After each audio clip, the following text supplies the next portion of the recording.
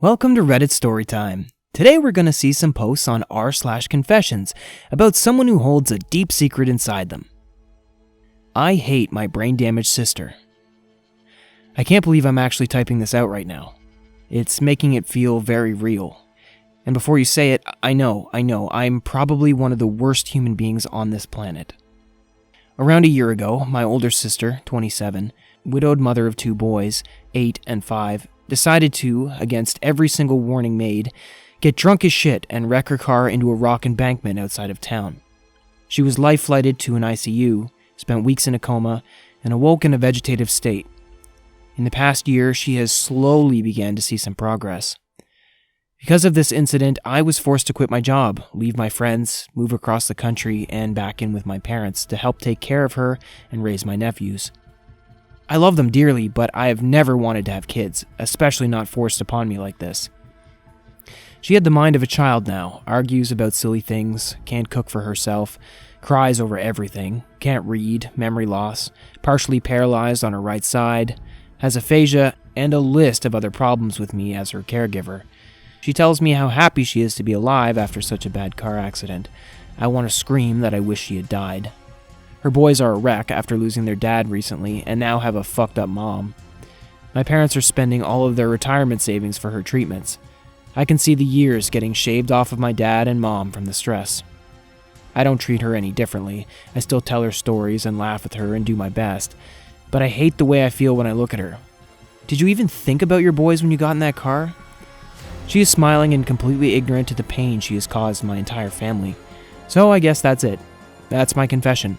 I have a deep, dark hatred and resentment for someone I love, and I'll never let her know. Edit, I'm a female by the way, and some people have said pretty horrid and cruel things, and I totally get it. But I already feel pretty fucking shitty about my feelings, so you can't really make me feel any worse. Everyone else, thank you so much for the support, advice, and feedback. I've read and appreciated every comment.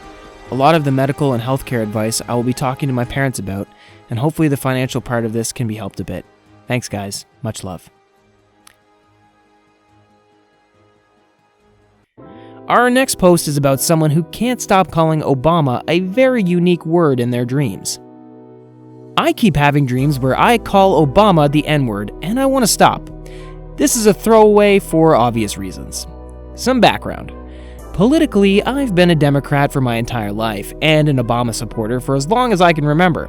I volunteered for John Kerry's presidential campaign back in 2004, which is where it first registered on my map.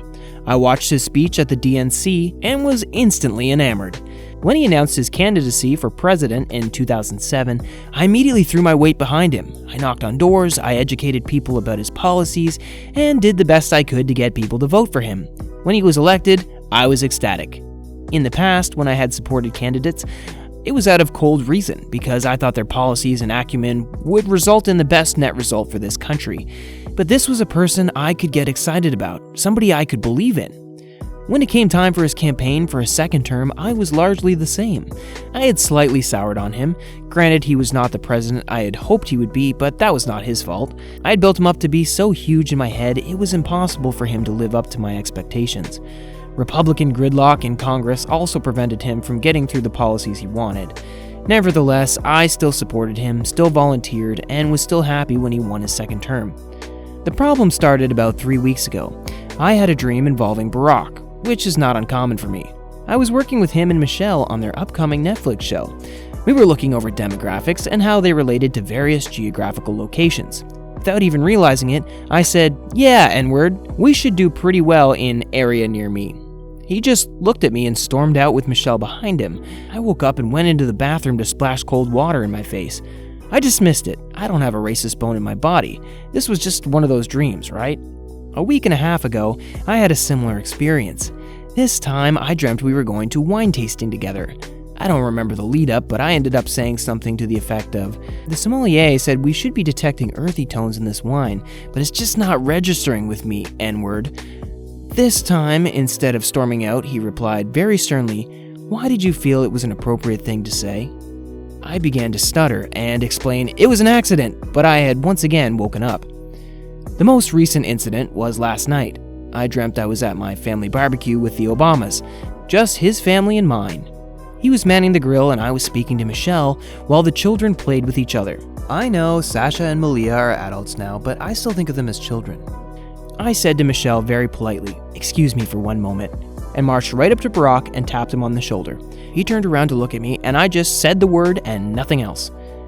I can write off this happening once or twice in my dreams, but 3 separate events is too much. I don't know what to do. I don't want to do this. Every time this happens, my work suffers the next day. I've started lying to my wife saying I've been having nightmares, but I'm not sure she fully believes it. Lately, I've been worrying I might start saying it in my sleep and she could hear. I'm at my wit's end and I want to stop. Well, that was rather weird, but to each their own. Our next story is about someone who knew their pet was going to die soon and never told anyone. When I was 16, I took my family pet to the vet, found out he was terminally ill, and never told anyone. I'm the eldest of 4 kids in a family of 6, and growing up we had a beautiful albino chinchilla named Dusty. Dusty was an awesome little pet to have as a kid. Very sweet, never bit anyone, loved to cuddle and run around digging tunnels in the bed sheets. He had this really big cage in our guest room that was connected to my room, and every time someone would walk past his cage, he would run to the gate hoping to be taken out. If you opened the gate, he would just hop right into your hand. Anyway, great pet. So, about 3 days after I got my driver's license, as I was 16 years old, I noticed that one of Dusty's eyes was tearing a little bit, which I hadn't seen happen before. Feeling like a brand new adult with my new driver's license, I decided to take it upon myself to bring him to the vet and see what was up.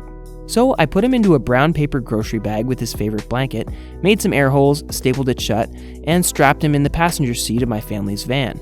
Fast forward maybe a half an hour and I'm sitting in the vet's office holding Dusty, feeling like the most responsible adult ever.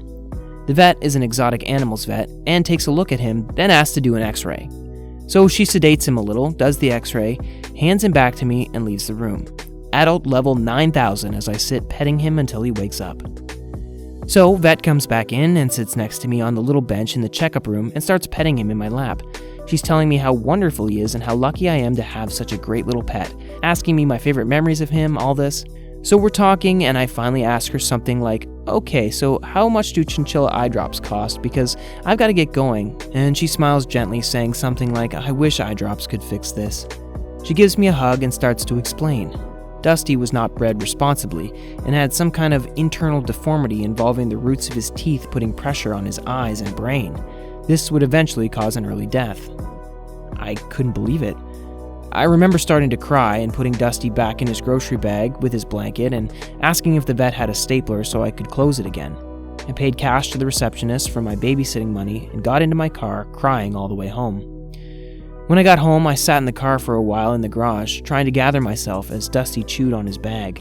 Looking back, I'm not really sure why, but in the car, I decided not to tell my family the news. The vet said Dusty wasn't in any pain, despite his tearing eye, and we wouldn't have to put him down. She didn't know how long exactly he had left, but guessed maybe a year.